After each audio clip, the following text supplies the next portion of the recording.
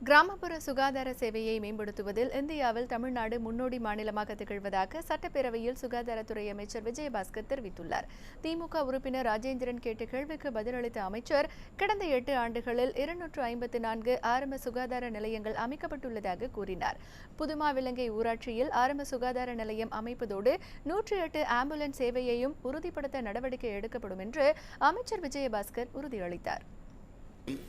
மாண்புமிகு உறுப்பினர் சார்ந்திருக்கக்கூடிய மாவட்டத்தில் இந்த மாண்புமிகு அம்மாவுடைய ஆட்சியில் 12 புதிய ஆரம்ப சுகாதார நிலையங்களை மாண்புமிகு அம்மாவுடைய அரசு வழங்கியிருக்கின்றது, திறந்திருக்கின்றது. ஒட்டுமொத்தமாக இந்த 8 ஆண்டுகளில் 254 புதிய ஆரம்ப சுகாதார நிலையம் நம்ம உருவாக்கின்றோம். இந்தியாவிலேயே ஆரம்ப சுகாதார நிலையங்கள் அதிகமாக இருந்து இந்த ரூரல் ஹெல்த், அதாவது கிராமப்புற சேவையை உறுதிப்படுத்தியிருக்கக்கூடிய முதன்மை மாநிலம் இந்தியாவிலேயே நம்முடைய தமிழ்நாடு தான். அந்த வகையில் தாங்கள் குறிப்பிடுகின்ற இந்த புதுமாவிலங்கை பகுதிக்கு ஒரு புறம் கடம்பத்தூர், இன்னொரு புறம் பேரம்பாக்கம் இருக்கின்றன.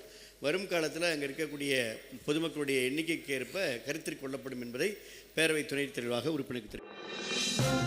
இது போன்ற முக்கிய வீடியோக்களை உடனுக்குடன் தெரிந்து கொள்ள NewsJ யூடியூப் சேனலை சப்ஸ்கிரைப் செய்யுங்கள்.